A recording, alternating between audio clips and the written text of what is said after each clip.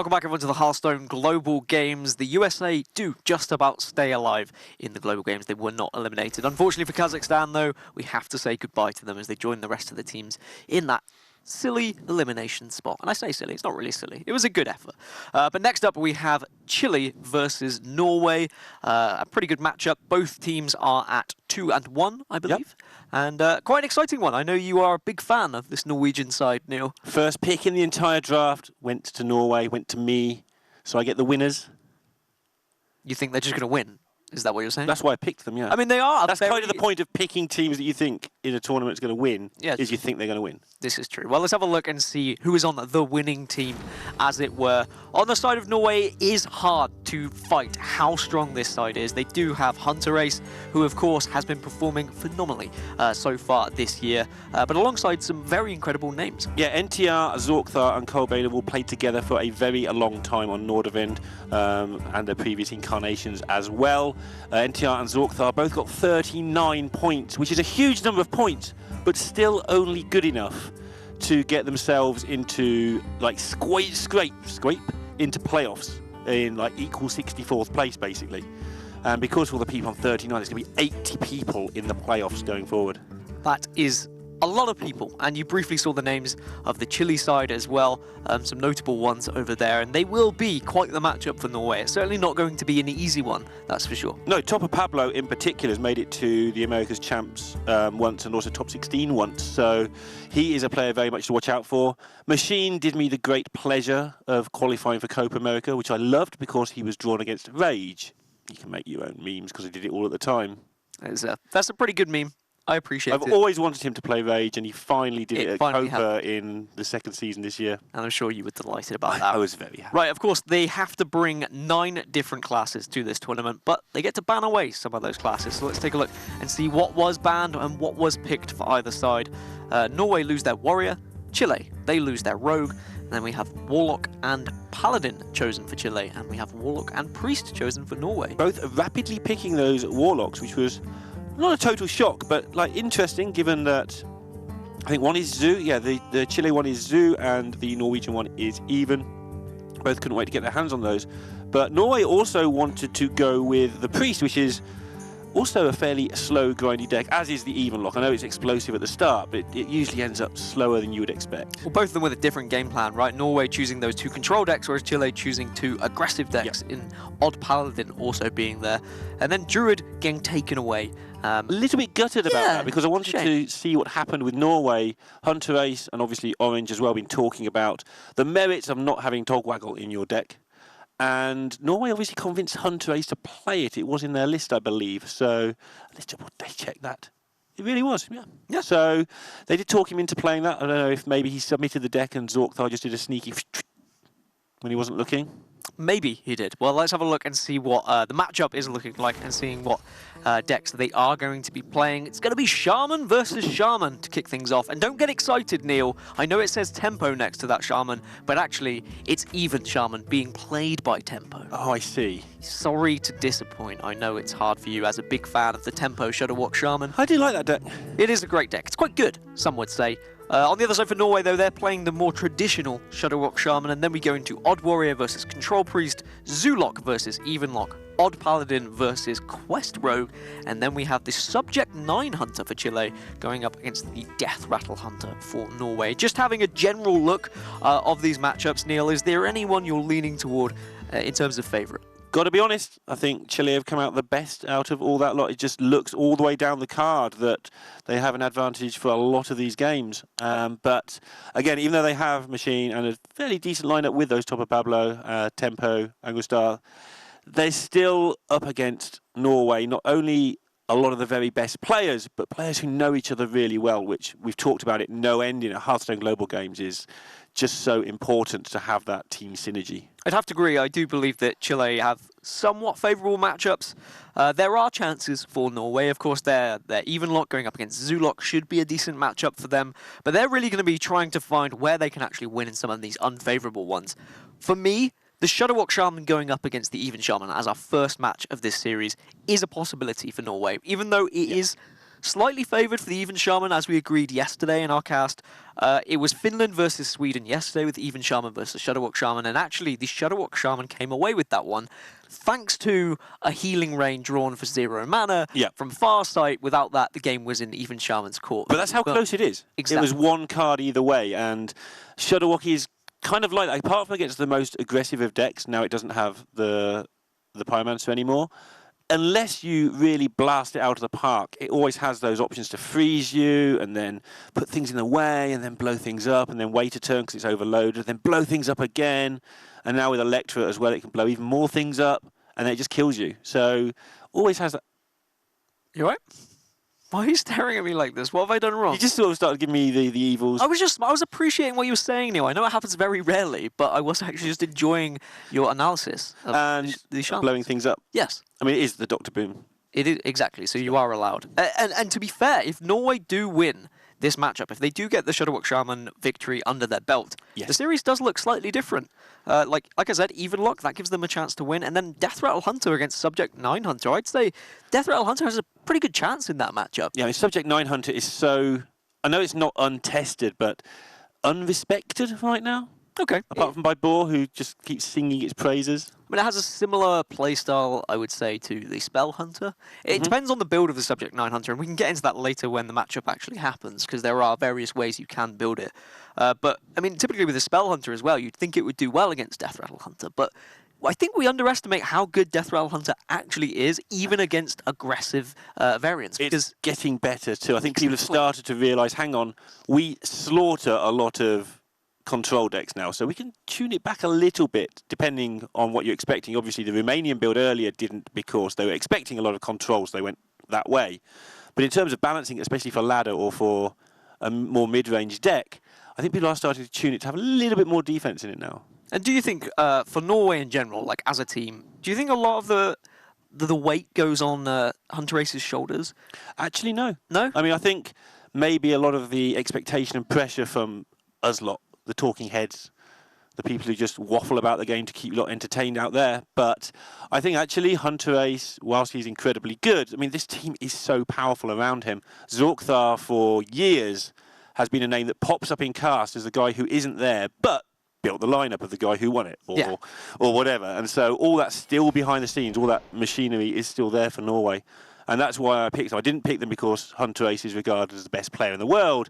I picked them because the team is so used to each other. And I think that's good, and I think that says a lot about Hunter Ace as a person as well. Despite how successful his year has been thus far, the highest points earner in the HGT, the first HGT, what is it, Master? The first one to achieve that, he's still not kind of putting his foot in and saying, hey, do you know who I am? This is how I work. He is more than happy to just let these great Norwegian players achieve what they are capable of doing. In fact, I tweeted out one of the stats things about a week ago now, where basically Hunter Ace is top and Muzzy's second, and then there's various metrics for other players. And Hunter Ace was like, yep, this was a lot of work, I intend to keep doing it. There's no sort of, hey, guys, I'm number one. Yeah, he's not... Just wasn't there. He's just not like that. He's never been like that. I mean, even interviews I had with him in Italy, he was very humble, and I'm excited for his career because I believe, to be honest, he's probably the first Hearthstone superstar that we've actually got, and there are more that are following, there are more there, but... What about Crip? Well, he is a superstar in his own right, in a very different way, though. But we are jumping into game number one. Thank you for bearing with us whilst we got this game sorted. I imagine there was a test game or two just to get ready. But we're into it. It's Chile, it's Norway. Winner gets 3-1 in the Swiss. And that is a big deal, one game away from qualifying for the winners. And if they don't, they're in that 2-2 hodgepodge mess with teams like USA, who you don't want to be playing. So yesterday when we saw this matchup between Finland and Sweden, the Even Shaman was able to get the early board control, but they went so wide, it got to the point they couldn't get any wider.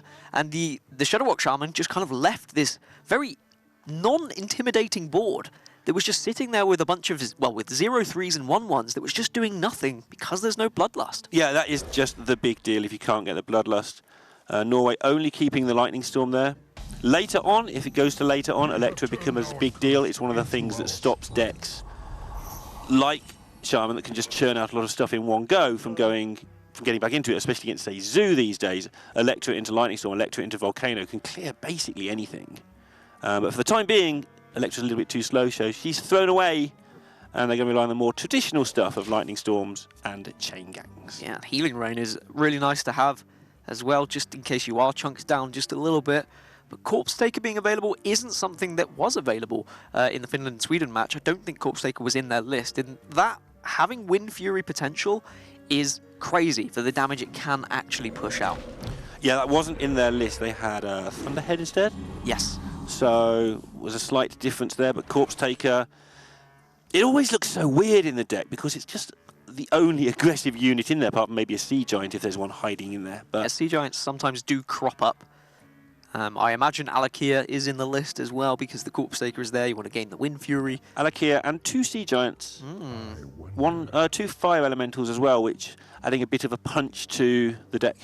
But we do see answers for Norway. They've got the Hex if a Sea Giant does come out a little bit later after all the tokens have arrived. They've got Saranite Chain Gang to stall.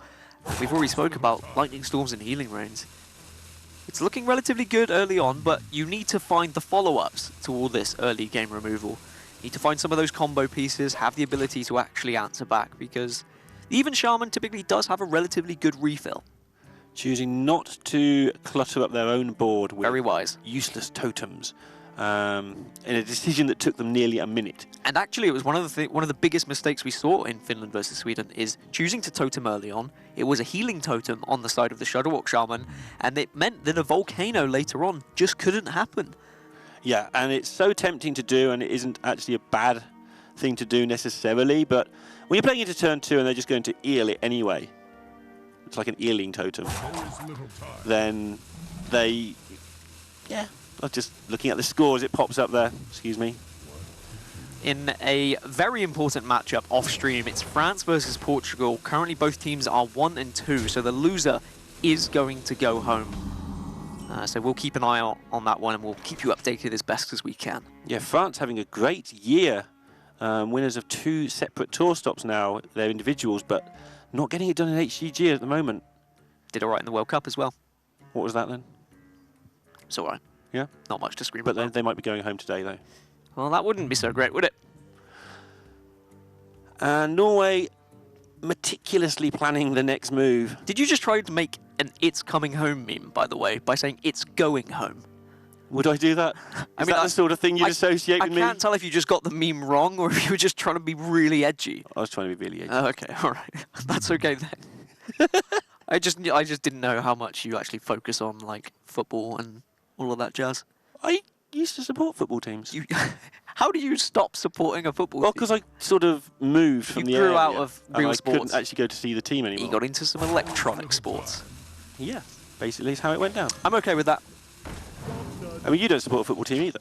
Wow. I mean, no, yeah. Support Bristol. I mean, what's that? I went there once, it was shut. So options for Chile now, they can coin out 2 2-drops if they would like, or go for a Corpse Taker. And the Primal Flint Totem looks relatively tempting to go a little bit wide, but they don't want to fall into the same trap as we saw yesterday. They don't want to fill up their board and then not have a way of being able to buff it up. Yeah, it's not very good against Lightning Storms. I know they don't technically know it's in the hand, but they're going to win if it's not in the hand anyway. So maybe that's one for after the Lightning Storms, perhaps. The eel actually looks pretty decent here. And do you want to use the coin is the biggest question. You can only use that coin once, we all know it. And you do have to get a decent tempo swing out of it. And this deck is a little bit heavier than normal, I believe. With Kalimos, still again, obviously 2 Fire Elementals, an Argent Commander, Arcane Dynamo.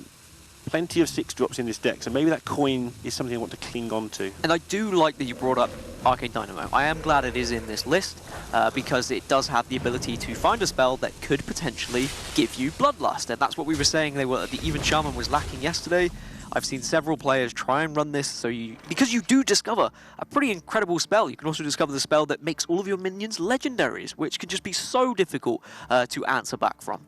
Very much a tempo spell. Makes things... Anyway. Just stop no selling, okay, Daniel? I wonder. You just called me Daniel. Now I know everything's serious. Sorry, father. It's getting bad now. Don't send me to my room. So, obviously, Chain Gang is the thing that pops out at the eye, but it doesn't really do much. And if there's another buff in the hand for Chile, then it would just wipe out the Chain Gang without a second thought. Obviously, though, you do need to progress towards actually winning the game at some point. And so they'll try and engineer a situation here where they can drop that as soon as possible.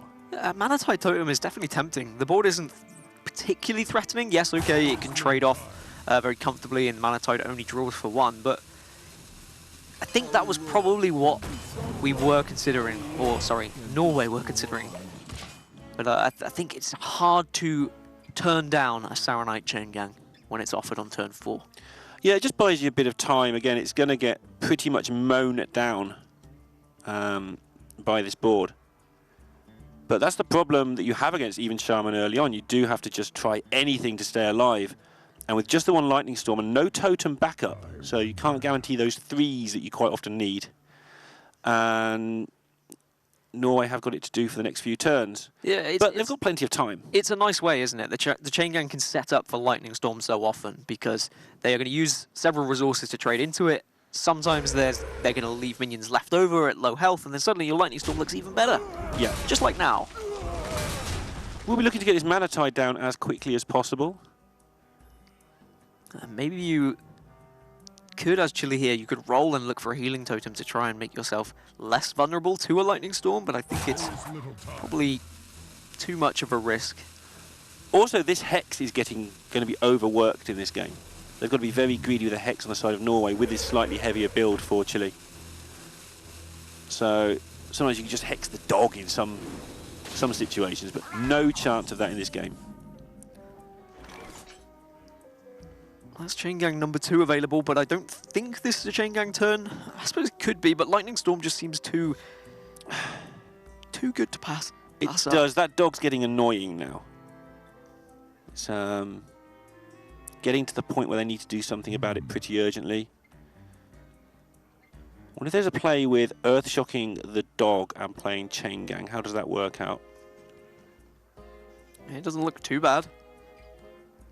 Or you could save the Earthshock. But it looks like they're going to try and roll spell damage. They don't get it, which means the 0-3 Primal Fin Totem can survive. Of course, the mana overload is just perfect to play the Chain Gang next turn. And it's not great, but it's not the end of the world. The Corpse Taker can protect this Primal Fin Totem, and then suddenly tempo can start going wide again. Yeah, it's not the short term that is the problem for Norway here, it's the medium term. They don't have anything beyond that one Hex that's really going to defend them after this next turn. And things start to get exciting for the Even Shaman when they get Hagatha down as well, and they're starting to generate spells after every minion. And that is another way that they can potentially find the Bloodlust, the buffs that they are so desperately looking for to find the damage. Hagatha's sneaky good in a lot of decks, mainly Shaman ones. Funny that. Strange how that works. Well, I mean, Hagatha's in every variant of Shaman right now, as far as I'm aware. I wouldn't be surprised if... Maybe she's not in some of the weird, like, Bloodlusty token decks. Yeah, because that would be awkward. Yeah. I don't know, she might be in there too, but the value she generates isn't necessarily in the individual card, it's in the strength in numbers.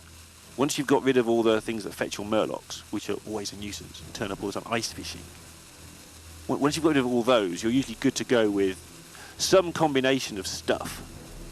Sometimes you can just even find, like, just face damage, like Lava Bursts can be picked up, can be really helpful to clinch out a game. Huh. Suddenly your Saronite Chain Gang doesn't look as nice.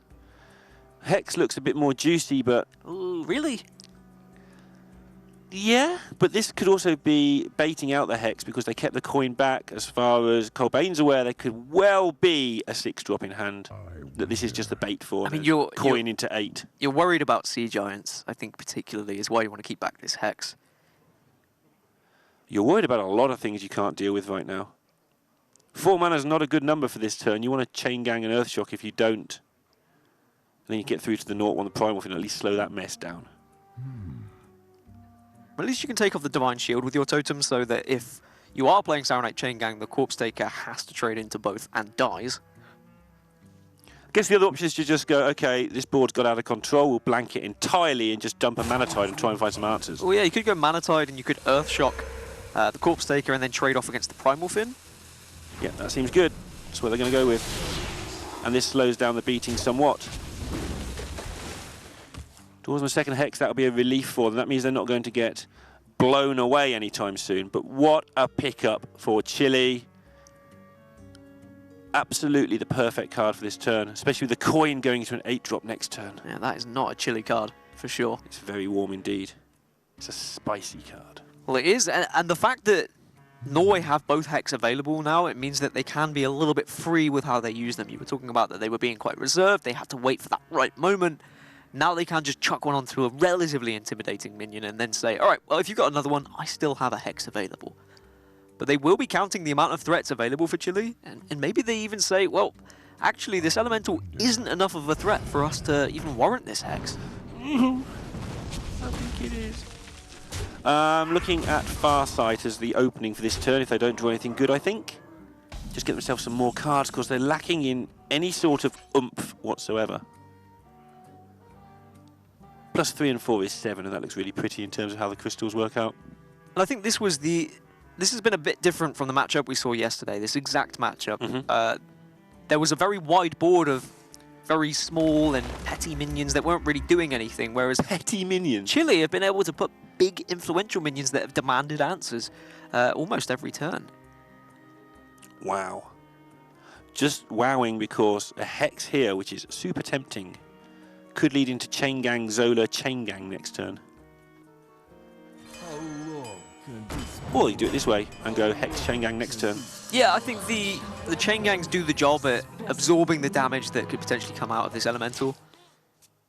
But now you can just coin out. Oh, you can coin out Kalamos or Hagatha, whichever. I think you coin out Kalamos. Is insane. 3 damage to all minions is probably the best.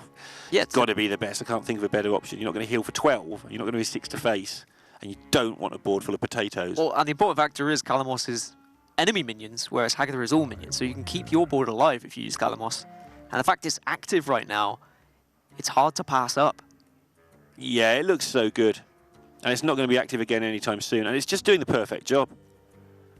And you know that you've just seen a Zola as well, so you can expect there to be another Saronite Chain Gang next turn. If you use the Kalamos this turn, you can send all this damage to face. Next turn, you can use then Hagatha to clear off the board and still have a 7-7 and a 6-5 on the board. Well, a 7-4 and a 6-2. Well, you know what I meant, Lorinda. I did, but the millions of viewers didn't. Well, they did, because I'm talking about how the minions are before you play Hagatha.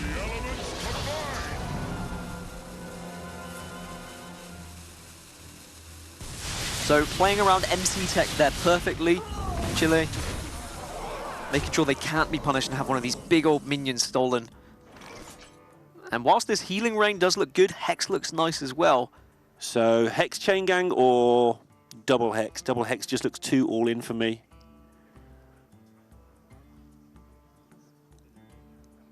Yeah, especially when you know that there is follow-up of bigger minions as well. I wonder. Yeah, you can't just allow them to just keep killing off your Chain Gangs with no response either. Not that you've got much choice, you're not allowing anything, they're forcing the issue on you. I mean, Sandbiner is a pretty important card. It can not only pull Grumble, which is going to be influential later on, but also getting Glacial Shards might be necessary at some point here. 2 in 3 chance, and that is something they'll be looking at long and hard. I assume, though, that's better next turn, as 4, 4, and 1 works out much better with the mana costs next turn. So I think your Healing Rain if you're scared, your Saronite Chain Gang and Hex if you're brave. What about if you're a complete coward like me? Oh, then you double Hex, yeah. Well, that is going to just open the floodgates for this Lich King to just say, hello, boys. Is that what he says? Yeah, in that exact voice, actually, yeah. Hello, boys. No, you know what Lich King's like. He's a bit evil, isn't he? I don't know, he's kind of like... The one from Warcraft seems evil. The one in this seems like a bit more of a comedy guy. He was great. Unintentional. In the solo campaigns, like, Lich King was pretty cool to play against. Pretty cool guy. Captured nicely for Hearthstone's unique flavour, I think. Now, Tempo, the reason why he's not just dropping Lich King instantly is because last time we did see them heavily playing around MC Tech. Right, and they're a bit scared. So they are just concerned, well, what's the worst possible outcome here? Is there a way we can play Flame Tongue to him and push some damage? But I think an 8-8 is just too good to pass up. So this feels like a Sandbinder into Healing Rain and hope you get Glacial Shard on top. To me. It probably looks alright. Stop calling me Timmy. That's okay. Nothing else really makes sense, but if they get Grumble, obviously they have the backup plan. They do get the Shard, 2 in 3 chance coming their way. And they might not even need a Healing Rain, they might just play the Chain Gang.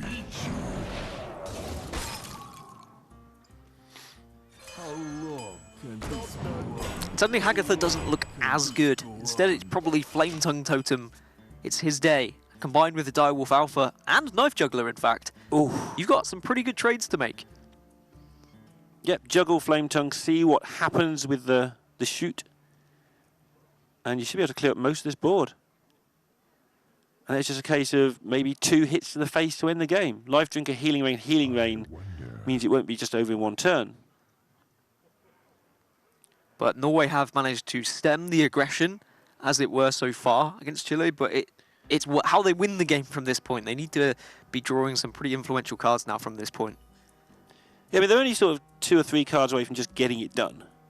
Like Shudderwocks and Life Drinkers, but it's a long way off. They've got to buy a lot of time to set it all up. And time is a thing they just don't have right now. Buying as much of it as they can. I mean, they played 3 Chain Gangs. It's a lot of Chain Gangs.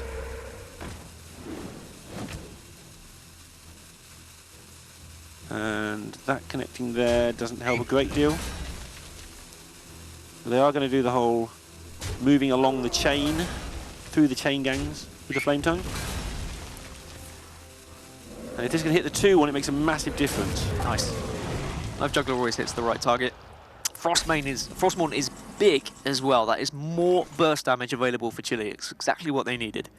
Farsight into Volcano would be a good play. Okay then. If this happens now, by the way, it's definitely pre-recorded. Good, okay. Oh, good, says the Norway hater. Whoa, whoa, whoa, whoa. Don't be putting that on me. I am definitely not a Norway hater. I know you're not. But I like to put things on you anyway. Shoe, sort of thing. Proof we're live. Yeah, these Healing Rains are going to allow Norway to just about stay in this game as far as they're aware. And this Acolyte's going to be a bit annoying with a Juggler in play. So probably have to tidy that up before they do anything, just in case they get a bit unlucky and blow it all up. Or are they just going to... Sorry, what was that? Oh, okay. There's me suppressing myself from saying something completely ridiculous. Don't.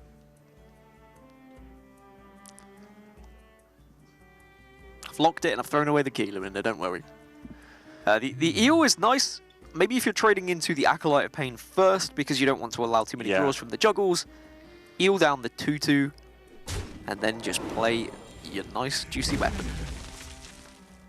The Glacial Shard picked up, so they can slow things down even more. This is what we were saying at the start in how you just stem the tide over and over again, and it becomes really aggravating. As we see now, France and Portugal all tied up at 1-1. Really important matchup. Yeah, the elimination match there will be available on YouTube within 24 hours of completion. That's a Lorinda Games promise if I've ever heard one. If it's not, you can blame him. Yep, at me. Silly way I'm going to get anyone to talk to me, I might as well. Yeah, Lorinda is lonely sometimes. He does need your help.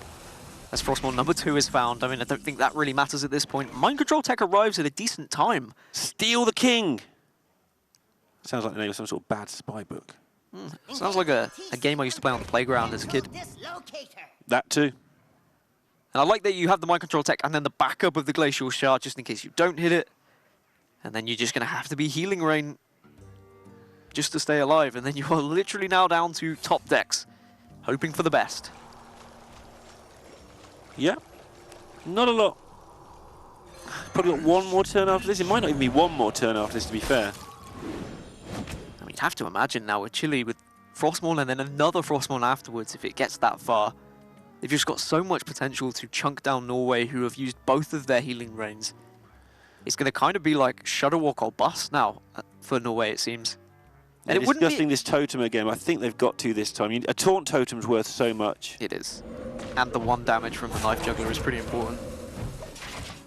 And Shadow Walk would be pretty good if they were to draw it. I mean, they played, like you said, 3 Chain Gangs, they played Zola, 2 Glacial Shards, Mind Control Tech. Like, that's a decent Shadow Walk. It is indeed. Especially when they have a Lich King out there to pilfer. And that is why... Sorry? To what, sorry? Pilfer. Pilfer. Do you actually speak any English at all? Me? You're constantly asking about my wordage.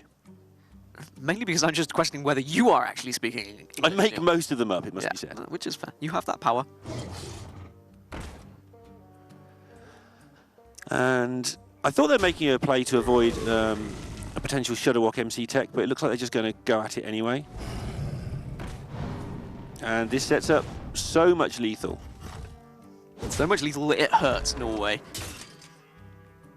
There's little time. And if it is a Shudderwock off the top, which is 9% chance or so, then it needs to be a blooming good one. But is there any chance? Freeze a few things, steal the right things, and get lucky. Oh, I saw the legendary rim of the card and was like, ugh! But I mean, Hagatha, is that keeping you alive? The answer is Nope. no. It might be. There's 5 as the weapon alone.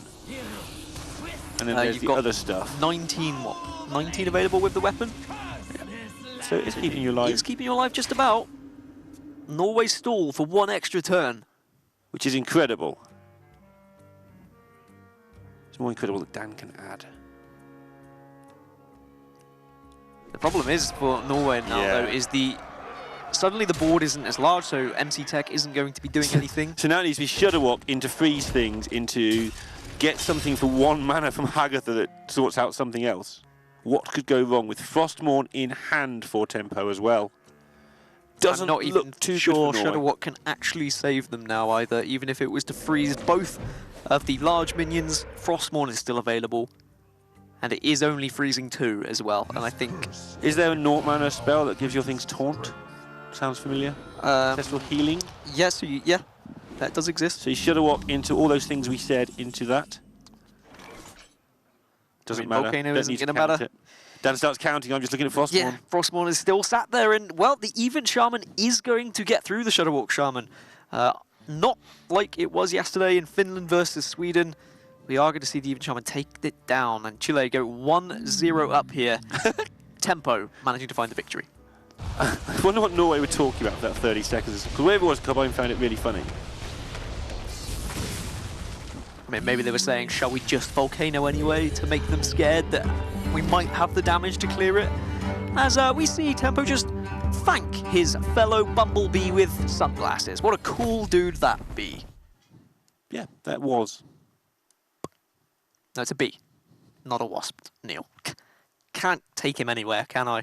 All right, first match going to Chile. Norway are going to try and get back into this. And how are they going to get back into this? Well, they're going to try a Control Priest against an Odd Warrior, which, for me, Neil, I don't think is the best of matches for Control Priest.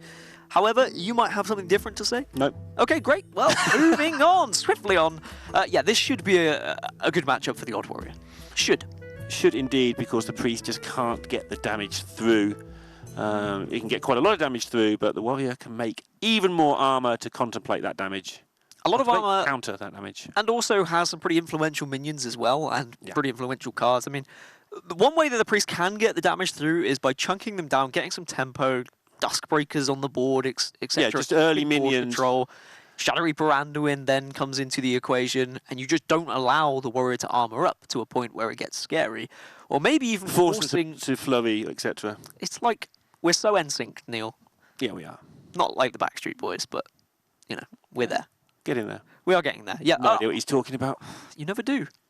Ever. One day you'll be able to be on... No, it's fine.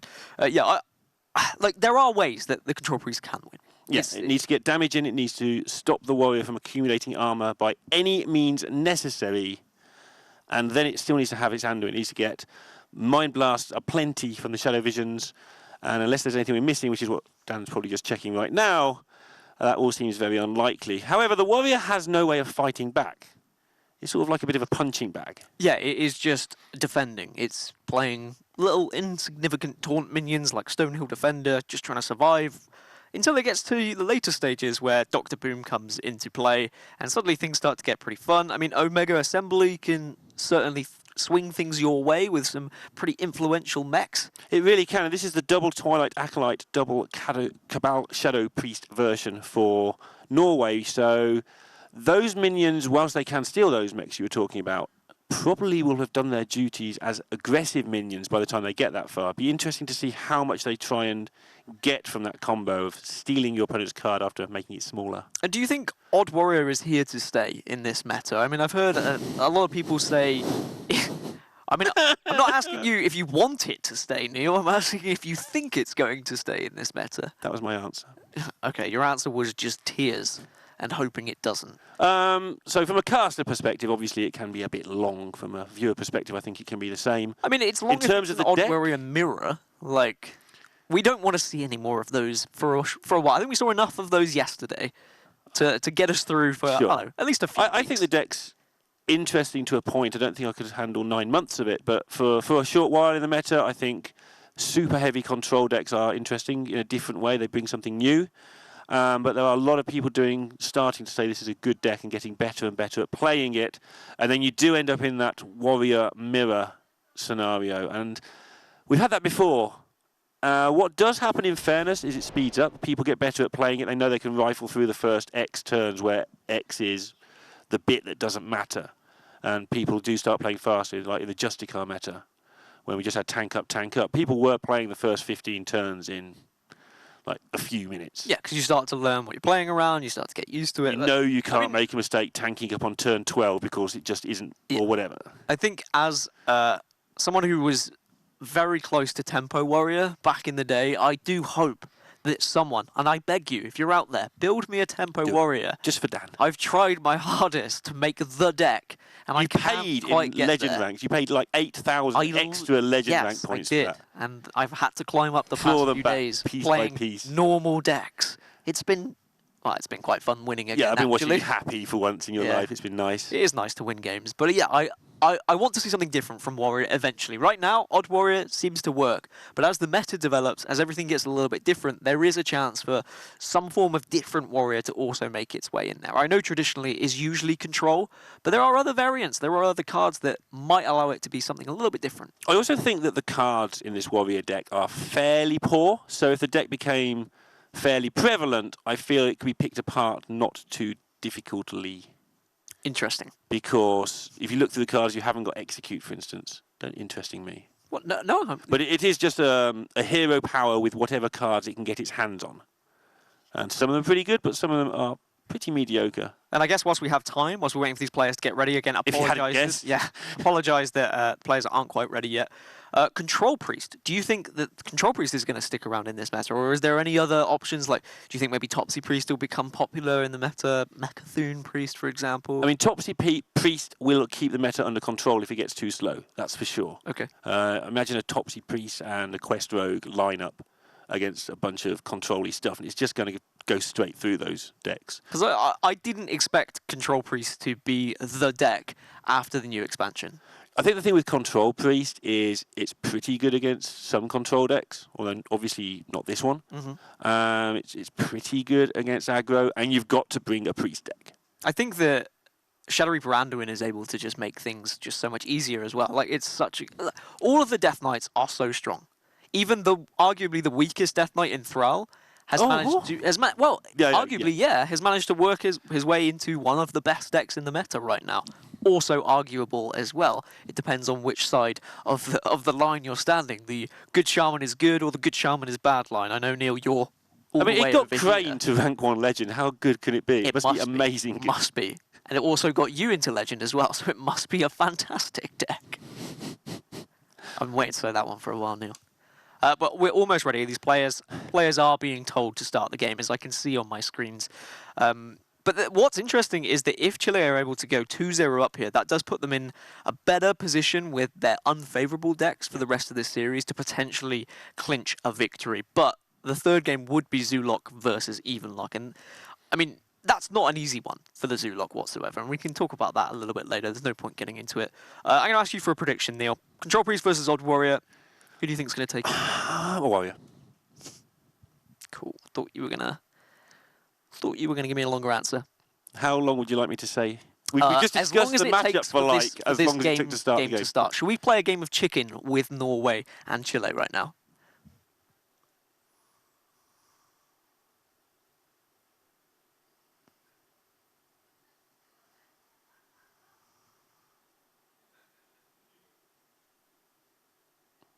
Well, they're really not backing down, are they? They're good, aren't they? They are really good at this game. And meanwhile, chat was so happy that casters were finally sapped. We weren't sapped, just silenced. Very different. Otherwise, we would be out the door. So I guess we can start talking about the rest of the series then, whilst we have a little chat. I'm annoyed because my facts that I have on every team are in the other room. They are? Yeah. Almost tempted to ask for Almost them. tempted to just run and get some facts. I can give you facts on like the other teams from the So previous Switzerland, games. you had some more facts. Yeah, we're not. There's no point. There's no point trying to get them. Let's talk about Zulok versus Evenlock whilst we've got the chance, Neil. Because I personally feel like this is Evenlock favoured. Would you agree? Yes, very much so. Great. That's really another discussion. Let's talk about Odd Paladin versus Rogue. Who do you think's favoured in that one? Oh, obviously the Rogue. Great, the game's starting! Thank you so much, everyone, for bearing with us, and we apologise that we had to just rabble on a little bit as we were left hanging out to dry, but now we can watch a real game of Hearthstone rather than Huntrace was just finishing his ice creams off. Probably.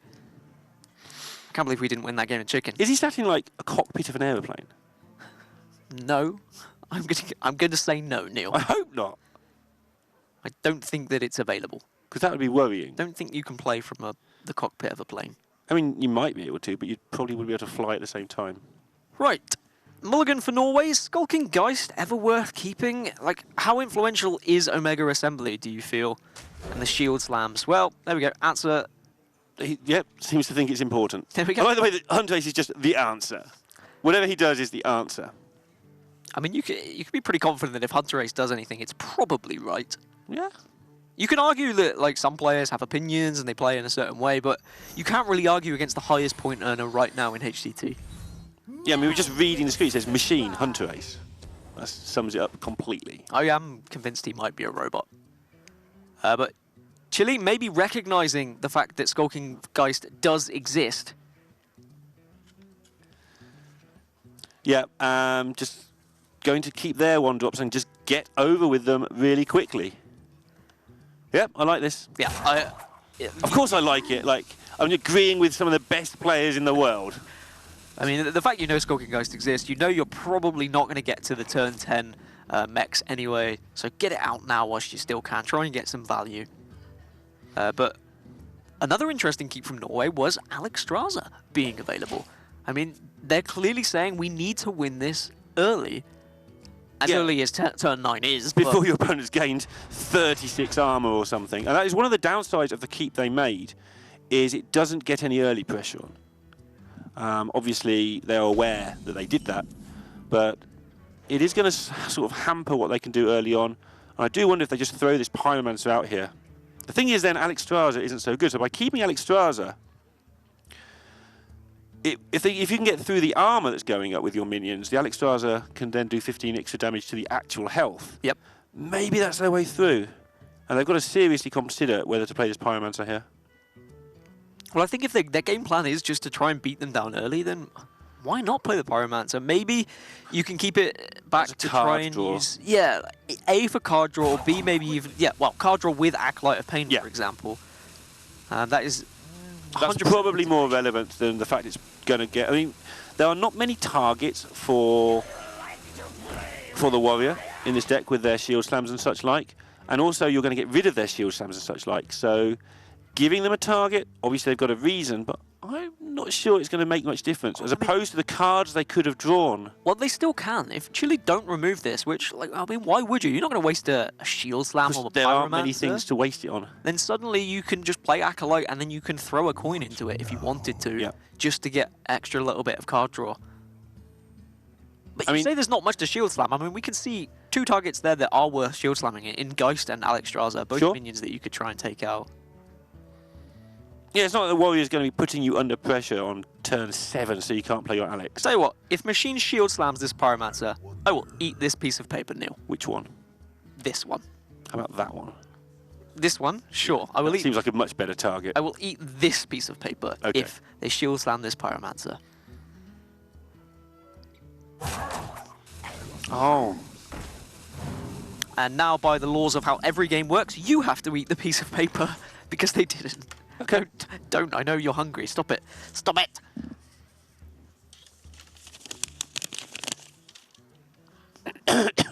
Anyway, so Hunter Ace has got away with that, and now he's able, if he wants to draw a card with the coin and just blow his coin up. Little bit awkward for him here. I mean, we laugh, but it's tempting. It's tempting, but it ruins your Alex Straza by an entire turn. But it draws you into more things. It does. But if you're going to go with more things, you just coin out a Twilight Drake. Yeah, and I guess you maybe want to keep the coin just to keep your hand size of a decent amount so you can play Twilight Drake next turn. How actually do you deal with this Acolyte once it's played anyway? They could shield slam it, Neil. Yeah, they could. Interesting. They've decided that they just want to offer up the ooze. The ooze to just kill off the Acolyte for free. Uh-huh. Well, you get a card, and they do have some sort of curve brewing. Well, I guess they're thinking, in theory, how else are they going to be able to get draws off this Acolyte anyway? Because if they killed off the Gluttonous Ooze and it's just the Acolyte left on the board, they haven't got anything that can proc the Acolyte to get draws. And they're looking at the minions that are available for Chile, and they're saying, well, we don't think there's going to be anything that we can actually trade into to get more than one card draw. So why not try and get them to just chuck this 3 damage into our 1/3, and then we can continue to chunk down them with our Pyromancer, which is their game plan. Their game plan is to just do as much damage as quick as possible. Yeah, and the good thing is for them, just to interject slightly here. Yes. It's actually just to keep that armor under control. They're not bothered about any damage beyond the 30 for now, because Alex Straza will take care of that. So at some point, they don't have to go absolutely insane going to the face. They just need to keep this armor under control. And the reason I bring it up like that is because at some point, they may start trading just to... That is their aim. So they can keep more on the board, so when they Alex Straza you for 15 and then hit you with a Twilight Drake afterwards because your board is bigger, that might be a point where they slow down. I feel like a trade now is perfectly acceptable if you wanted to. The alternative route is something along these lines of Power Word Shielding, looking for a spell and just killing off this ooze with the spells available. Shadow Visions can be used to kill it off. You can't play Alex Straza just yet, I'm sorry, Hunter Ace. That might be why you're winning so much. Divine Hymn, I don't think, is a take. Master Spell is more card draw, and Psychic Scream could potentially get rid of some big minions from Chile, but... There's Master no Spell Death Knight in the hand. Sorry, talk straight over you. There's no Death Knight in the hand, therefore draw more cards. And find him. Find Anduin. Sounds like the name of the next adventure. Spoilers! Oh yeah.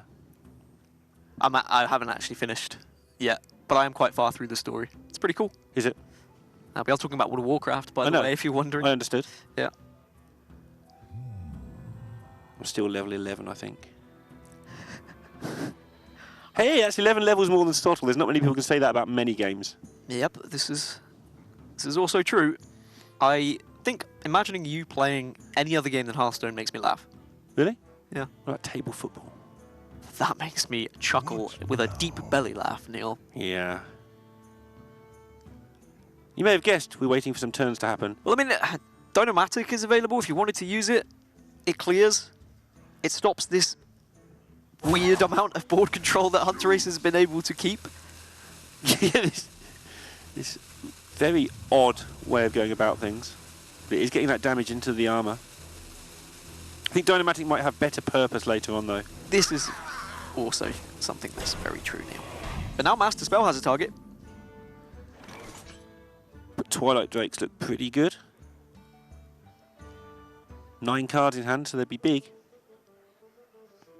That's my maths for you. So I'm wondering whether, with Hunter Ace's game plan of just being able to keep the armor in check, is enough to actually get them the victory with what is on offer for them right now. I mean, It's not just what's on offer right now, but what they will have available in 3 or 4 turns' time. That's it. If they never get the Anduin, they don't win the Hearthstone game. Okay.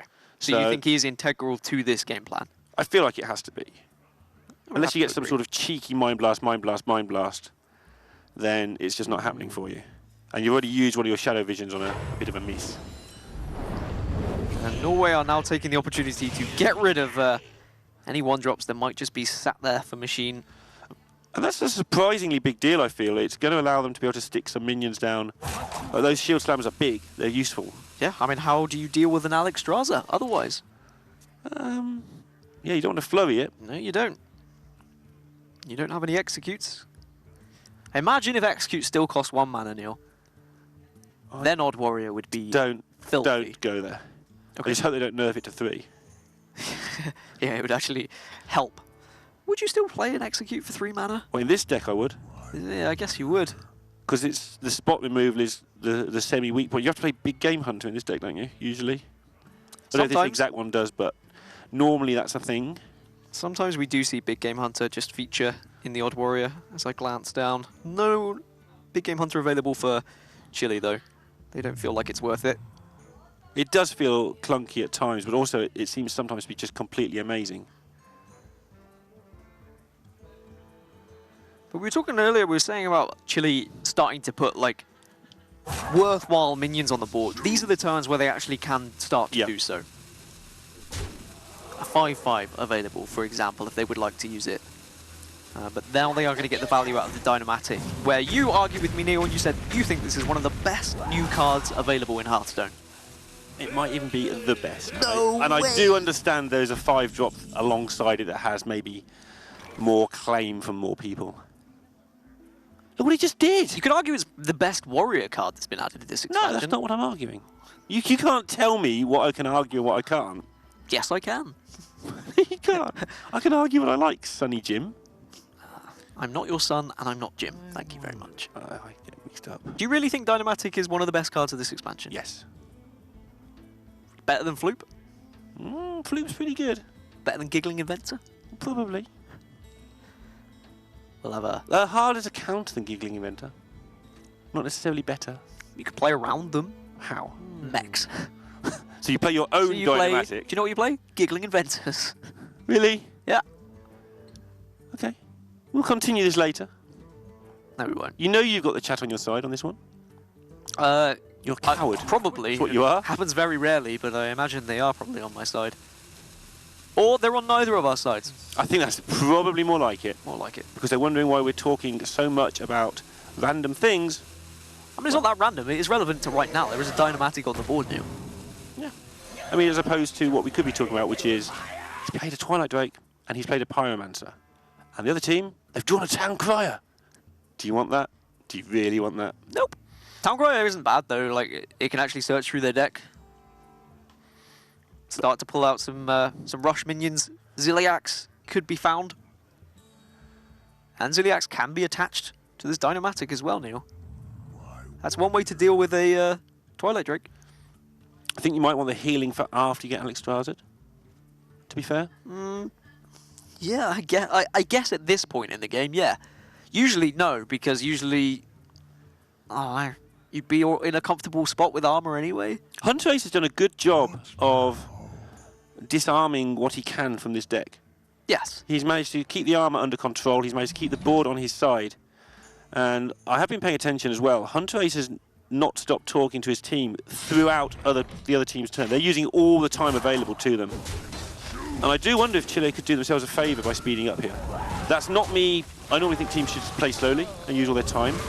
But they haven't got superbly complex decisions to make. All the difficulty stuff is coming from Norway right now. So give them less time. Just a thought. And you may have saw on your screens, Yep. Portugal 2-1 up against France off stream. 1 win away from staying in the competition. 1 win away from eliminating France from the global games. And that would be a pretty big, not surprise in terms of Portugal, because Portugal are better than people are giving them credit for, but a big surprise that France going out so early if they did. Something Portugal didn't get enough credit for was how well they played in that New Zealand Shuttlewalk game. Everyone forgets they were playing against Portugal, and everyone forgets how close it was and how well Portugal managed those last few turns. Because they had to prepare for an error or two, as well as New Zealand having a load of bad luck, and still make sure they got over the finishing line. And they did all that, and they didn't get enough credit for how well they played that game. Well, you're giving them the credit now. I am. That they deserve. And that's why people like you. You give credit to the little guy.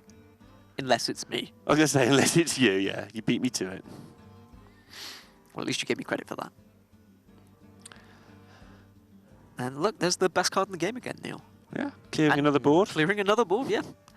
I mean, you're making a solid argument, but now this is where it starts to get scary on the side of the Priest. They can start to play some bigger, more influential minions. You've got Alex Straza next turn. The armor has been kept in check by Hunter Race and the Norwegian side.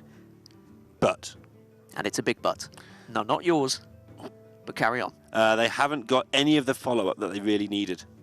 Because they won't be able to keep the board with this motley crew. And they don't have the Mind Blast, etc. What they do have is an Alex Straza that might not actually be able to be removed. At the moment, Super Collider, Reckless Flurry would get the job done there. If they could pick up a Shadow Priest to go with these Twilight Acolytes, that would be fun as well. Depending your definition of fun. I've seen your definition of fun, so I understand you find it fun. I mean, the definition of fun for the Odd Warrior is just not just beating your opponent, but outlasting them and demoralizing them, draining them of their energy. It's one of these decks where you really just frustrate your opponent with constant defensive tools. Super Collider, this. Is there a Gorehowl in this deck? Just out of interest? Not as far as I'm aware. No, there's not. Good. Mass Dispelling, draw another card. Over halfway through their deck now, and they still haven't got any sign of Mind Blasts or Death Knights. Yeah, but I think Mass Dispel is nice. It's good to target the Daihon Hatchling here. You've got Duskbreaker to follow up to clear the entire board if you would like to do so. And you'd rather they didn't draw the Matriarch and actually have a real minion in their deck. Yep. I mean, they've already got one from the Daihon Hatchling that was played earlier. But two is better than one. In most cases, not all. But it's less than 3. Yes. But the debate now probably between the Norwegian team is there anything we can do other than Mass Dispel that is more influential? And they've decided that actually the Ooze is pretty influential because the Super Collider could be a bit of a nuisance. There we go, they've got the board again. And have the potential to chunk down some armor once again and maybe even encourage a Reckless Flurry, because if you are going to play Reckless Flurry as Machine, you're going to play it when you don't have that much armor. Yeah, and you're not going to have much armor next turn unless you brawl here. So you definitely, if they don't flurry now, they probably won't ever flurry. Now I can just think about McFlurries. Enjoying that? Kill for an ice cream right now. Hunter Ace usually has an ice cream at the tour stops. He does? Yeah, I think it's only when he reaches like the top 16. So so every time. Oh, every event. Yeah. Okay, right, great. But yeah, this does seem like the perfect Reckless Flurry turn.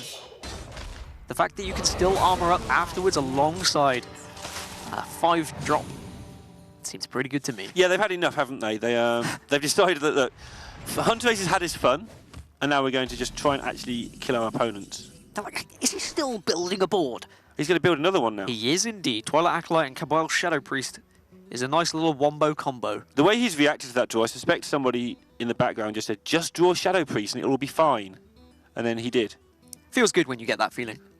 When you're in like a crowd of people whilst playing Hearthstone, which I realise doesn't happen very often, and you say, hey, watch me draw lethal here, and then you draw lethal. It's like when you watch sports and you say, this person's going to score this free kick, and then they do, and you just feel like a champion. Yeah, I guess. Let me change your mind. So mind has been changed for Elise. She's decided to join Hunter Ace along with the rest of us. And when you're talking about real cards being drawn and actual statted minions, there you go, Neil. Matriarch. You are gifted the lady herself. Which I only know because of a discussion that we had probably a year ago. I can't believe that to this day. It still makes me like sad. What, that I you thought had it was a- discussion with Falcone. But I thought it was a male dinosaur. You both did. Well, I don't know if I won't throw Falcon under the bus. He might. I will. Right. Oh, okay. He did. All right. Well, Doot doot. I just thought it was. I assumed it was a male dinosaur. Well, 'cause it started with MA for male. I don't know why, Neil. It just looked. I just thought it was a male dinosaur. All right. But now I know. I've learnt my lesson. Leave it. Okay. Stop writing things. Does it scare you when I write things? Yeah, it's just becoming bullying at this point. And I didn't write it on your forehead. not yet. Chile are actually seeing this as a threatening enough board that they have to actually brawl here. Yes and no, in my opinion, because there might never be a more threatening board in terms of brawls. When else will they get a chance to get rid of like something with a brawl? On top of the fact that they might as well. They're actually running really low on cards, in case that wasn't obvious too. Norway have done a great job of chipping away here and not letting it get out of control. Remains to be seen whether that's enough. It's how they analyse this 6-9. It's whether they say, this is pretty annoying. Do I have to Psychic Scream it back into the deck? Do I just play Twilight Acolyte to make it a 2-9 that's just sat on the board? Do I Master Spell to draw some more cards? You could Master Spell first, then play Twilight Acolyte and just leave a 2-9 that struggles to really trade in with anything. Just flails about a bit. Yeah, literally, yeah. It's not like it's a mech, so it can't be combined with Ziliax either. Maybe that's next. That's the next expansion. It starts with M. Are you sure it's not a mech? Beast Synergy. Where beasts combine together. Like build. What if there was a hero power that did that? If only we had that already. Ah. I'll get on the buzzer. What year are you from? What Yeah, I thought so. year was I born, or...? No, what year are you Okay. from? What year is this? Well, Norway finding a Mind Blast before they Shadow Visions, but they could still find another Mind Blast, of course. One Shadow Visions was already played earlier on, I believe. Yeah, it was. They fetched the Master Spell. Mm-hmm. So we're not going to see the craziness of 4 Mind Blasts, What now? but we could still see 3. Could still see 3. And 3 is the magic number. Yeah, sure is. But now Iron Beak Owl isn't really doing much here. I mean, you can silence the Twilight Acolyte if you want to just make it a 2-4 once again. Crawley does a little bit more, though. That's nice. That's something. You can now silence and... Wait, no you can't, sorry. You can't silence and play Crawley, unfortunately. That would have been perfect. Mana's not quite there. How much mana would you like? But once again, for Chilean Machine, it is... What else have we got to silence? Yeah? There's not been much more in the whole game, so... Tempting. See, you can't, like, silence Elise and get her back on your team. Like, when things are stolen. Can do this, though. You can get your 6-9 back. That's a nice way of manipulating the game in your favour. We've always wanted the ability to unsilence things. That's as close as we're going to get. That's ugly. And Hunter Race's face agreed with it. He did not enjoy it whatsoever. They did choose last turn not to Shadow Visions, and there were only 11 cards in deck. So, to some extent, that's on them. And you really want to play Alexstrasza ASAP, but the fact that it can be answered by what's on board now, it makes it a little bit more scary. If they'd picked up Andu in there, it would have got real really quickly. Yes. And there may even be a temptation for Psychic Scream here. I would imagine you would trade in Elise first into the 6-3, just so you're not giving them an Elise. Well, is there any hurry? Like, you're not No, but dying what else are you anytime doing? soon. I mean, nothing? You want an empty board for Alexstrasza, ideally. Shadow Visions for Powered Shield? Or they use both? You can see what comes out of Shadow Visions. You can Well, also... I can tell you one thing, Neil. They're not going to be getting Mind Blast from it. No, they're not. Or Shadow Visions, which is one of the ways you can win this if they do Psychic Scream. Alright, so they are saying that we don't care if they get an Elise. If it goes to a value game, they're going to win anyway. They're going to win eventually. We need to actually put the pressure on. We hope they don't have any minions in hand that can be plopped onto the board now. And we're just going to drop Alexstrasza and try and get Exactly. in some 8 because Anduin has just failed to comply. And to be fair, they might be rewarded. maybe Machine doesn't play anything here. All these minions are really good battle cry effects. You have Rush, you have Magnetic, you deal damage.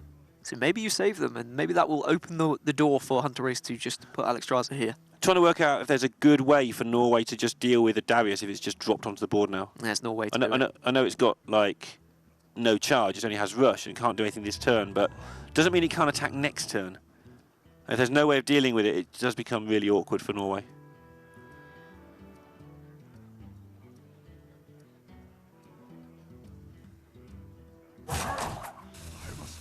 But it seems like... They haven't even tanked up yet, they're considering playing 2 minions. Yeah, that could be something they do. But get the priorities straight, armor gain is important, and plan has worked out nicely for Hunter Race as he quickly slams Alexstrasza down onto the board. No hesitation there. Amazing how they have got into this situation. It's been a really interesting game. I do like watching the Norwegians play Hearthstone. But there is an answer for Chile. They have the Dynamatic and they have Ziliax. Light the fuses! And then that is going to put a pretty juicy minion available for Chile now. It is, and they're going to get their health back really quickly. And it is just a shake of the head from Hunter Race. It has been a frustrating old game for him. You've got to say, you've got to respect how he has approached this game. Yep. But you'd imagine now with Lifesteal available and both Mind Blast already in hand, no Shadow Reaper Anduin even found yet. Things are getting very tough for Norway. And it's been really instructive into how to play an unfavourable matchup, but you're not going to get the payoff of the win, I think, most likely. Just watching how they've picked at each sort of potential weakness, like getting rid of those shield slams, then getting your big minions down, keeping the board, keeping the armour under control as long as possible. Doing all the things they can do to either pick on a bad draw or, you know, pick on Chile maybe making a mistake. In fairness, I think they've been pretty tight. But this is why it's called an unfavourable matchup. Or heavily unfavourable matchup. There's a reason behind that. It's because it's really hard. And there would have been the discussion between the Norwegians there saying, how can we actually win this game type? Is it this game? Is it worth carrying on? I mean, it is, because Chile have used up almost all of their removal. If you can stick a board of all of your remaining minions, whatever they are, whatever's left, maybe you get it done. Your opponents haven't drawn their Death Knight, not that they necessarily want to use it anyway. They don't seem to have much of a hand that's doing anything. You know they've got a reactive card or 2 left because they did nothing with 10 mana on 1 turn. And there's not many 11 cost cards in the game that don't have reduction help. But I think this has been a very successfully piloted game for Machine. Yeah. He has... I mean, it's simple to notice the game plan from Norway. Chile will also know what the approach was going to be from their opponents, and they know how to counter that. They've used their brawls when they've thought it was a threatening board. They've used their removal where they could. Yeah. And they've kept firmly ahead here. It's been a well-oiled performance. Now it's just a case of how much they want to commit. Unfortunately, you can't re-silence your mech to make it a big old mech again. It's not quite as fun as silencing the changed attack matriarch. Yeah, you don't want to dump too much big stuff on the board either in case he gets blown up by the eventual Anduin, which is either in the hand or in those last 6 cards. As we can see, Hunter Race has gone through the pain barrier. Well, Gone into acceptance now. Shadow Reaper Anduin in your bottom 6 cards. I mean, do you remember at the height of Priest when it was just crazy Anduin shooty thingies? Yeah, it was great. If you did have Anduin in the bottom like 4-3 cards, it was just horrendous. Almost looks like going to heal the opponent and say the light shall burn you and then concede. It's a play they're definitely discussing here. That sounds like a Zorkthar play. Well, I feel like... Hunter Race will carry on. Will he? I mean, he's the type of player that I feel like when he knows he's lost, he will just concede. And in the Hearthstone Global Games format, all decks are open, so they know exactly what they're playing. No one has ever witnessed that happen. There is nothing that you get from carrying on playing a game, except maybe fatiguing your opponents, tiring them out a little bit. Yeah. Or maybe even just learning a little bit more about the matchup. I mean, you'd imagine the players know enough about the matchup at this point. I get the impression he knows a little bit about this matchup already, to be fair. But they did indicate that's going to be their concede manoeuvre if it gets much worse, I think. But at least they're having a good time, eh? Smiles all round. Like I say, they've gone to acceptance now. They've gone through the several stages. Yeah. Meanwhile, we need a camera in Zorkthar's room. He wouldn't be there. He'd be just balancing this out quite a lot. Out of my jungle! And then, and just now, more value for Chile. This is what the Odd Warrior does best. It stalls out a game to the point where it just gets frustrating for your opponent. And I have to say, we are starting to lean towards 2-0 now to Chile. Starting to lean towards. I mean, we are pretty like much... 6 turns ago, this game was over. It would be like me and you sat on a seesaw deal. It's that far slanted. Wow. As, You're not that good at seesaws. as Hunter Ace agrees and concedes, Chile go 2-0 up in this series after grilling that one down. And unfortunately for Norway, despite a fantastic attempt at trying to win an unfavourable matchup, they weren't able to draw Shadowy Pirando in at the end of the day. Yeah, they tried their best, and we did look at it from their side a lot. If it'd been the other way around, we do tend to look at the unfavoured side because it's a lot easier to play the favoured side. But I thought Chile did a good job of not overcommitting, not walking into any of the traps, and generally just doing a good job of making sure they won it. Yeah, played it very safe, which as Odd Warrior you just need to do. You just need to focus on where you're using your removal, what are the big threats that we're thinking about, and they saved back the cards for the relevant times.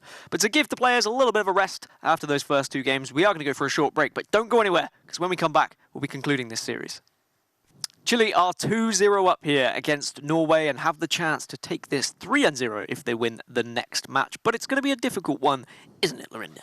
Yes, it is. I'm not going to yes you again. I've only done that twice today. Tell you what, I would have slapped you. Even Warlock versus the Zoo has all the tools, in theory, to take care of Zoo. It has the Hellfires, which clear up most of their minions. Defiles as well are pretty handy. And, of course, it has 8/8 to hit you really fast to stop you drawing cards. So even though they don't come down immediately, they come down soon after. They get taunted up. 7/7s happen.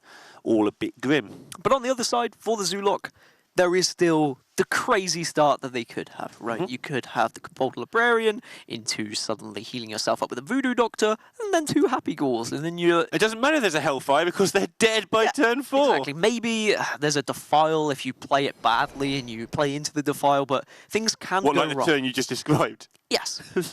No. No, that's 2 2-1s and 2 Sure. 3-3s. So I think you're okay. As long as you don't put a 2 health minion on the board as well, you're okay. But that looks like a pretty good Zoo start to me. Keliseth is always the perfect way to kick off a game as the Zoolock. Yep. Makes it a lot better in... It's not just the +1/+1 in this instance either. It is the break points, those 3 health minions becoming 4 health. Shuts down the Hellfires, shuts down a lot of stuff. It really does. It means that every draw is just impactful for the Zoolock as well. It means there is never a bad draw as far as I'm concerned for when Keliseth has been played. Yeah, it just makes it really difficult. Again, not just because of how Keliseth works in general, but because of the exact matchup. And this is why, as the curve fills out, this is why card reviews often go rather askew, because you don't know what the key numbers are in the meta. At the moment, the key number for health or attack is 3. Yeah. It's a sort of big thing to have. If you get 1 above that, suddenly you enter a new whole phase of minion size where things are just much, much harder to get rid of. Chain gangs are 2/3s. They're really common. Happy Ghouls aren't that common, but they're 3/3s, looking at one now. Life Drinkers, Gluttonous Ooze. Yeah, all that stuff. I was Loads going of with that. minions. MC Tech, all rogue minions.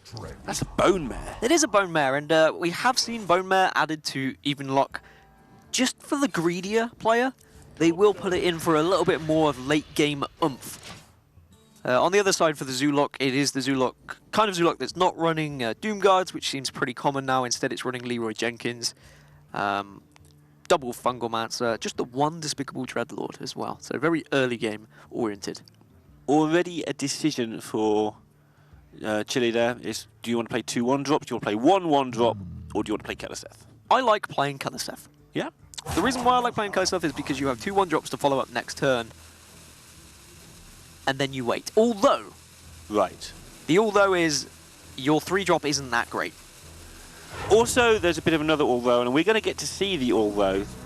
Doomsayer kills this off, and then Hellfire kills off your next board if you do it this way. Whereas the other way, the Doomsayer kind of is under threat from Soulfire if you do it the other way. They haven't got it in their hand, but NTR doesn't know that. And then the Hellfire is a lot less punishing because you don't have to commit so much to the board if the Doomsayer gets killed. It's how greedy you want to be with the Doomsayer. Not very. No, I usually would think dropping it on 2 is perfectly acceptable against Zoo. I think if you go to turn 3 here, the one thing that might make it interesting is you might not put them on 2 1-drops. So maybe it's a little bit of a bait. But they've dodged. I think when you've got you've got a mountain giant in hand, so you have the ability to fill your hand up a little bit. You've got Defile, you've got Hellfire. Sure. And you have the Sun Fury Protector alongside the mountain giant. I think you can be a little bit more careful with the cards that you're playing. Because, I mean, you can just defile the board next turn if they start playing some 1-drops and they offer it up with 1 health minions. So with that in mind, it'd be interesting to see if Chile just managed to play Flaming. But the thing is, they've got to commit into Hellfire anyway at some point. Yeah, against Evenlock when you're playing Zoo, you can't really play around Defile in these early turns. And this is why we're saying it's pretty favoured for the Evenlock, because you've got to play into it. And sometimes they don't have it, and that's why it's not massively favoured. It is realistic, although if you have a play ladder, it may feel surprising to hear. They don't have to have it. But suddenly a Voodoo Doctor off the top makes this a really nice turn for the Zoolock, and one of those Happy Ghouls would survive against the Hellfire. Because of Keleseth. Yeah. So tempting to just go, ha! Solarium, I'll get a healer this way. But I mean, obviously you want to wait till later, you're going to need that reload. It is tempting because you can just use Solarium similarly to like a tracking, for example. Would you tracking there if you wanted to try and find a Voodoo Doctor? Probably not. There you go. That's why they just played the Happy Ghoul. And also, it's a little bit more important, you can play all 3 of the cards later on from the Solarium. You can. But it's just the flexibility of it, the fact you can play it that way if you would like. Oh yeah, I mean, it's a fine card. That means a 4-mana turn where you maybe have a mana kicking about, didn't have the Chain Gang. So totally different circumstances, basically. Maybe you'd have done it. But it is a 4/4 that cannot be answered currently. It can be contested by an 8/8 though. Yeah, or even a 4, whatever that's going to be. 9. Twilight Drake. One of the things with the modern build of Zoo, it's not so much board control and buff as a couple of waves. Like your second Happy Ghoul can launch a second wave of attacks. So damage done is damage stuck to a large degree. Sure, there's Spellstones and Mushroom dudes. Healy guys. Are you actively searching for the name, or are you just trying to name it in as many different ways as possible? I was trying to work out if you knew it. The Fungal Enchanter? Thank you. Okay, great. No. On the other side, the even deck. There it is. Not that one. No. Talking about Norway's hand. Don't know what you're on about. Okay, that's good then. Shroom Brewer. That's what I was trying to fumble for. But the Fungal Enchanter is also a mushroom guy that heals things. But he plays for Chile. He doesn't. He plays for whoever's playing the Zoolock. Which is Chile. But like other people play Zoolock. Fungal Enchanter Norway is are not. playing Evenlock. Are they? Anyway. Enough of this silliness. Oh, Soul Infusion on Chain Gang. Ha! We all like to see that. Well. When we play the deck. Yeah. Interesting to see how this Doomsayer did come into good use much later on. They got the Defile value and then into the Doomsayer. So they've got him used in on a much more important turn. Very patient play from Norway. I respect it. But suddenly you were talking about the break point of health and how it's difficult for Hellfire to deal with. 2 Chain Gangs that have now got Soul Infusion is going to be extremely intimidating. It is, but this is now the point you were trying to make last turn, right? With challenging with the Mountain Giant or the Twilight Drake. Now they get to challenge in advance with attacker's advantage. And that's obviously a massive deal. That's why it's called an advantage. They are going to be able to choose their trades, get rid of most things very easily here, and even get rid of Chain Gangs, but not quite so easily. Still no healing available, but no massive hurry for that, as long as it comes in the next turn or two, because they will be able to have that massive swing turn with Happy Ghoul. Yeah, I mean, they do have the Fungal Enchanter, but it's not as nice as what a Voodoo Doctor could do on this turn. Yeah. Oh, Siphon Soul and a bit of a Bosch. Looks tempting here. Yeah, a couple of Bosches all round, I feel, for Norway, and then they have the follow-up of tapping themselves into a Hooked Reaver. They have a Bone Mare available as well. Yeah, I'm just looking at this. You could play Twilight Drake. and then like Sun Fury Protector. some Fury Protector in the right place, wherever that might be, and save your Siphon. That's got to be tempting, because that develops a really scary board. Zoo doesn't wrestle the board back so easy. It builds a second big board sometimes, but it doesn't wrestle back from behind very well anymore. No, it's going to struggle if you put the Twilight Drake down and you taunt up both the Drake and the Ooze to protect your Mountain Giant as well. I do want to add to that although I said any more, this particular hand actually with Solarium, Fungal Enchant and Happy Ghoul could be one of those hands that does do it in a turn or two. Yeah, the play you're saying?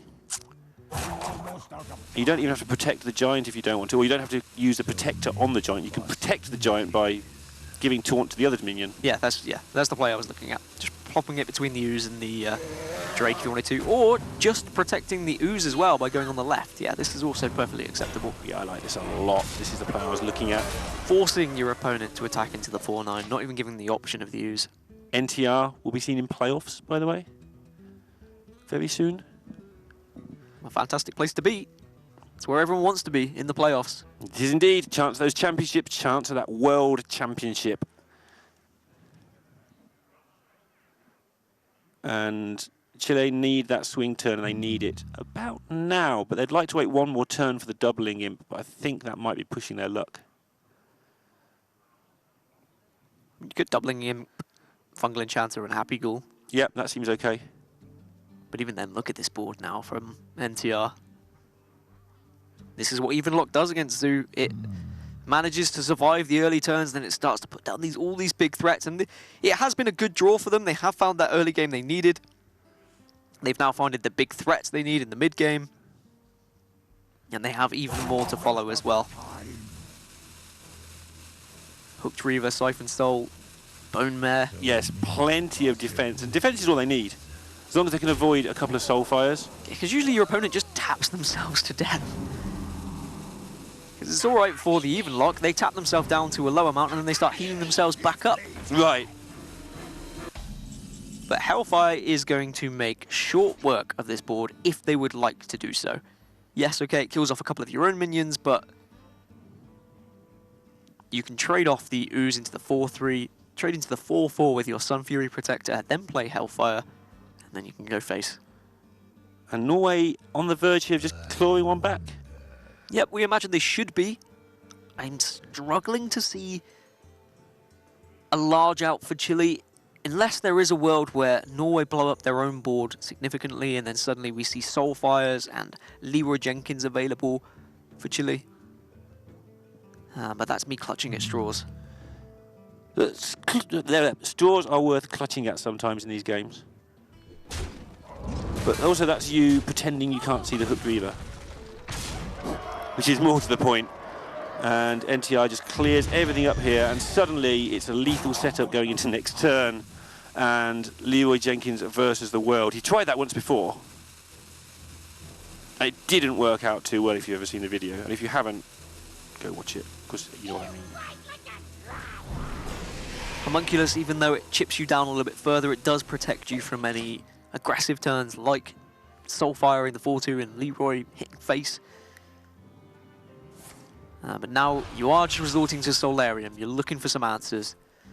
Well, Despicable Dreadlord does deal with the 8-1, and that does keep you alive. Yeah, it does. But is it really alive? What, the Warlock? Well, yeah. I mean, well, to be fair, you could argue that Is this living? Gul'dan is never alive. He's a bit of a weird orc. Okay.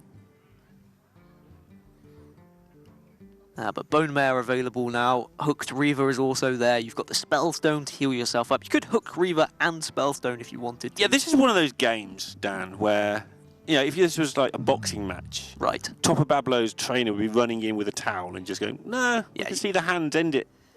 Yeah. It's done. But unfortunately for Hearthstone players, they can't see the opposition's hand. And they do just have to play out and hope that they don't have the keys to victory. In this instance, Norway do. And they needed it to get back into this series. Yeah, they still got an uphill climb from here, from 2-1, and their next game we'll get to in a minute, but it doesn't seem to get much easier for them. Yeah, it's winnable. But it's certainly going to be an uphill battle, as you said. But now with Life Drink available, I mean, this is the thing, we're saying, like, it's over, but a Soulfire would have made things extremely difficult. Even then, for though, NTR. yeah, I guess it would double Soulfire next turn. So you probably have to Siphon just so you don't die. Unless there's lethal, which there is not. Yes, there is, Mossy Horror. It's only 11. I'll guess right in a minute. Hang on. How many guesses have I had? Would you like to try again? You've had I've got yes or no. I've had 3 guesses and got it wrong every time. Well done. because of the healing. Yeah, they've got to watch out for double Soulfire. They've got to be very careful. Because you're right, this could actually have disaster at the end if they don't hurry up. And look at their mana. It's very difficult to get this to balance. Soulfire, tap Soulfire. Don't discard Leroy. Pachui. Yeah, the Hooked Reaver should keep them alive, along with the Spellstone here. Scary thing is if they go double Hooked Reaver, but I don't imagine Norway will. Yeah, there's 4 of them. Yeah. It's not like one person can have a moment of madness. I mean, they can. It could be NTR. You just go, oh, not listening to you guys. Look at how clever I am. Do you remember RDU in the Trinity that time? It's like, why are you guys all playing so slowly? Played the turn out really quick and realised it was wrong. Oh dear. It was amusing.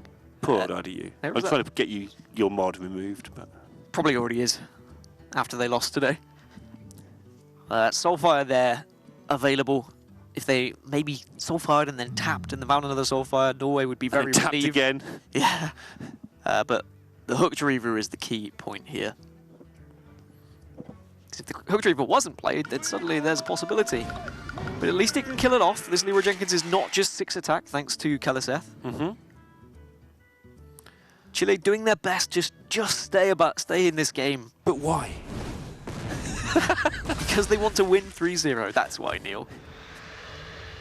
There were cards available. Wow. Oh my goodness.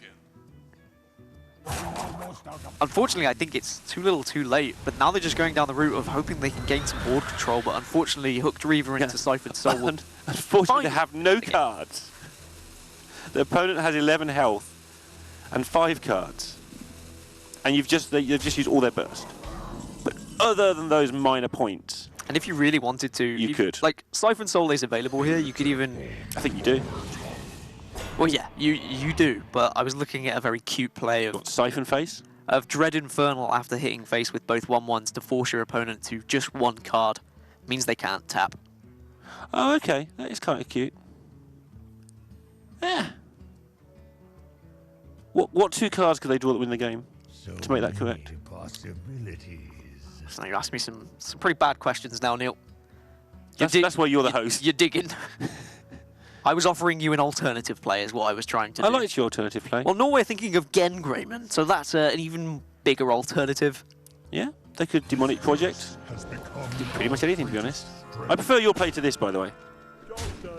I'm fairly certain there is nothing that can save Chile at this point. With Leroy your play, they wouldn't be able to do anything this turn, and you'd have shut them out, to be fair. But now we have to watch one more card be drawn. And there it is! Oh, it's the light card! and it's going to kill them. They're dead. All right, so 2-1 then. Chile going... well, they're not going 3-0. Norway are bringing themselves back into this series with a favourable matchup, as it were. We did expect it to go that way. Chile at points looked like they might be able to break through, but Defile being available and being patient with the Doomsayer, Hellfire was also there. All of the tools needed for the even lock. That was an even lock stream. An even lock stream indeed, but now they've got a bit of a nightmare. A bit of a nightmare. Let's have a look at the matchups and see what's coming up next. It's going to be Paladin versus Rogue, and it's time for your boy Zorkthar to make an appearance for Norway. But it is going to be the Quest Rogue, and on the other side it is the Odd Paladin, and traditionally we do see Quest Rogue struggle against aggressive decks, and Odd Paladin is one of the most aggressive decks, Neil. Yeah, it's going to be very difficult indeed, but a lot of players are saying that it's not as bad against aggro as it used to be. But every time I watch one of these players say that, I then watch their stream and they go like 0-7 against aggro. So Do you know why it's not as bad? Think of the one card, Neil. the one card. Giggling Inventor. Oh yeah, is that's why. I thought you meant Dynamatic. One of the best cards that's been introduced into this meta. If you can get to that turn 5, if you have stabilized with maybe Glacial Shards can be really important in this matchup. Suddenly, if you're bouncing back Giggling Inventors, things get pretty scary. They do pretty get messy because it takes a long time to hack through those Divine Shields, and that is why most teams are bringing a lot of Blood Knights this week. I haven't actually checked to see if Chile have got them, but it tends to be 1 in the Paladin decks. 2. 2 Blood Knights available. Well, that makes Giggling Inventor less good. Still good. You know what kills Blood Knight? What? Dynamatic. Does it? Well, it's 3/3, and What if it's a 9/9 Blood Knight? it isn't because you're not playing Giggling Inventor. What if they're playing their own Giggling Inventors? Then you've whirlwinded them. All right, I guess it's time for some facts. Yep. Because I've got them. I went and picked them up. Which fact would you like? Do you like a Norway fact or a Chile fact? I'll go for the Norway one first, as they're behind, and we might not get to hear it again. Did you know? No? In 1925, Norway invented the cheese slicer. Not to be confused with the cheese grater. What's the difference between a cheese slicer and a cheese grater? I'm glad you asked, Neil. We don't rehearse this, by the way. He just always has the answers. Well, I mean, the difference between a cheese slicer and a cheese grater is you grate one and you slice the other. I mean, So- like, that was a simple answer, really. What does a cheese slicer look like? It's basically like a metallic object that has a slit in it that can slice the cheese. Look like a cheese grater, then? Similar, but cheese grater has lots of little slits. Oh, I see. So you get lots of slices. Well, no, you get lots of little grates. Slices. They're not really slices, though, are they? They're Yes, they're like just very small slices. They're like shreddings, I would say, rather than slices. Although you do get some cheese graters nowadays that also have slices on them. They've made like a hybrid, similar to like Malagos Togwaggle Druid. It's just one big cheese grater slicer. So it's got like... Is that like a greater slicer spellstone? It is a greater slicer than the original. Anyway, game number 4. That started quicker than we were expecting, otherwise you would have spared you most of that. Quest Rogue available for Norway. And I was talking about Glacial Shards. They can be pretty influential in this matchup. They are available, or it is available, plus a Shadow Step too. Yeah, that should keep things under control for a while, although... I mean, another thing that's important against 1/1s is the dagger. To be fair, Dagger is it pretty doesn't do a important. good job of it, but it slows things down, and that's why he's chosen to go for more stuff. This is... it's a nice hand. They've thrown away the Glacial Shard. They've said that actually the 1/1s aren't worth freezing. Let's look for a minion that we can maybe be bouncing back. Sonya's Shadow Dancer can be used alongside minions to complete quests very quickly, most specifically with a boar. Oh, All right? yeah. That's a lot of Divine Shields already. Maybe they could do with a Blood Knight in They there. could do with the Blood Knight. You're about right there. Give you that one. But another important card for Norway, Prep, being available to finish a quest off early. What if they'll coin here into dagger? Coin into Seen dagger. it done before. Might be worthwhile, There's you no know. hurry to play the Caverns Below. But it's whether you want to save that coin for your Elven Minstrel. It is. And you might. So if you coin dagger here, then next turn you can dagger again. But you're right, I think the Elven Minstrel is probably too important. But this is a lot of early aggression available for Chile, which is exactly what they need. They have all the minions available for them, and they also have the raid leader in case they have to make any trades. Yeah, that's looking really good. Some You'll might get that one say. another time, and it's my joke, so we'll pretend not to highlight that one. Gave it to you on a plate, Neil. Huh? I gave it to you on a plate. No, you kind of, yeah, you overdid it. We'll use it another time. Name that joke, chat, so you can work it out yourselves. Don't talk to chat like they're your friends, Neil. I'm just trying to make them my friends. Never gonna happen. I know. And this is an amazing looking start. There it is. All right, well, but it might be too late. I know I'm saying it's good, but this is gonna get scary very quickly for Chile. Or, well, for Norway. Scary from Chile. Scary for Norway. Yeah, and they're just... ouch. It's gonna hurt. And a blessing as well available now for Chile. I like the way that coin and minstrel just seems too slow suddenly. It does, yeah. You're wanting to save that coin for Giggling Inventor. Oh, that's even slower, but yeah, then you can shadow step it and do it all again. Wait, you say By which time you've taken like 419 damage. that's a lot of damage. That sounds like That's as much as chat can count to. that sounds like a puzzle lab to me. They're good. They are fun. But the puzzle lab here for Norway is how on earth do you get out of this predicament? How to survive is also part of the puzzle labs, Neil. Maybe Norway have been practicing. A Wax Elemental does put a tiny little blockade in the way. I mean, it does, but does it really? It might just get blood knighted. And then there's no blockade at all. I mean, it's not looking pretty, Neil. Yeah. I mean, yeah, that's all I can say about that. Can I give you my Chile fact? I think you should quickly. Did you know Chile has the oldest mummy ever found How old on is planet she? Earth? Found in 5050 BC, supposedly. That's very old. Very old indeed. Any more information on that, or is it just that's it? And it's not bad, it's a good fact. What more information would you like? ASL? I mean, it's Chile, I mean, it was actually 2,100. a mummy of a human that was younger than 18, they think. They think it was a child Okay, mummy. that is interesting. Yeah, People died a lot younger back then, though. this is true. Speaking of dying quickly, well, Norway probably going to be facing an early death thus far, unless the giggling inventor in their hand can save them. Yeah, and it can, but it's going to need Chile to whiff a lot, because they don't have an immediate answer to the giggling advantage, to be fair. But after that, they should have ways through. When you say they don't have an immediate Actually, answer, they just but do, don't they? They kind of do. They kind of have a lot. And this raid leader, she's got it done. Is giggling inventor even going to save It Norway doesn't look here? like it to me. Can't they just... So they have... How many times... You put in the 4-2 one to get rid of the Annoyatrons, then you hit them for 5, 7, 9? There must be something better than that. 11. It actually saves them by 1. Saves them by 1, and then another giggling inventor can be placed in the way. Yeah. I'm not sure how that makes things better.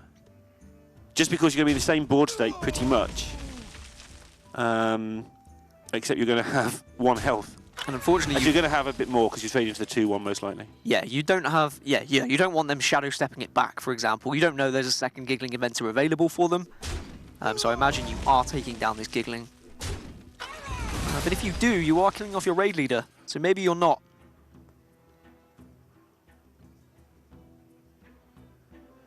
Huh. I think you have to kill it. Oh, it's risky. They're leaving it to last while they're discussing it. And now... Yeah, okay, yeah, you kill it, surely. I didn't realise that one hadn't attacked. I think it's too dangerous to leave it up. I mean, we can see that Norway do have a giggling inventor of their second giggling inventor available. Yeah.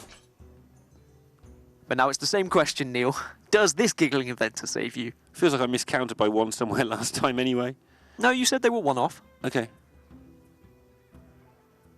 So how does this one save you? Again, it's 4 things can attack to kill off the minions. You have 2 things left over. That's lethal. So what else can you find? Come, try your luck. Looks like nothing from the It's eyes. that rogue thing they do. We're now sure that it was Zorkthar who wanted to heal face and say Yeah.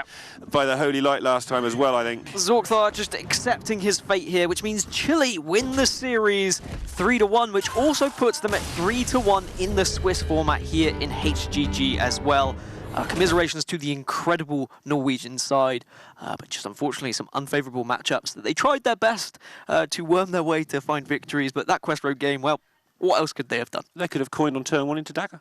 Not sure it would have saved them, because then they wouldn't have been able to coin into Giggling Inventor. But they would have killed off a lot of the minions that killed them. Like 1. You said what else could they have done? I'm not saying it would have worked, No, but okay, that's all something right, they fair. could have done. That is fair. Let's have a look at the final matchup then and see what happened here. Final matchup screen, should I say. We would have had Hunter versus Hunter. It would have been the Subject 9 Hunter versus Death Rattle Hunter.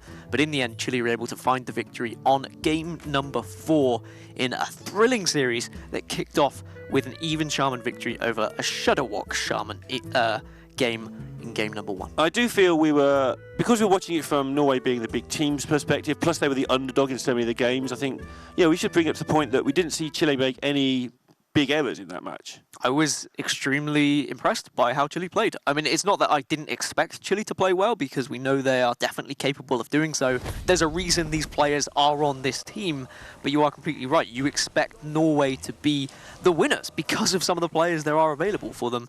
But just unfortunately for them, matchups, not perfect, but they tried their best. I mean, particularly game number 2 with the Control Priest, I was impressed with how Hunter Race piloted that one, and it was a shame that it didn't go his way. It was, but again, Chile making sure that it didn't. Very easy not to give credit where due there. They made a couple of plays like here, a couple of non-plays where they just kept everything back for this reactive stuff, where they had this handful of 5 drops. This game was interesting from both sides, I would say. Yeah, I really appreciated the way that we saw an early Defile being saved instead of, well, a late Doomsayer. A late Doomsayer being saved for an early Defile.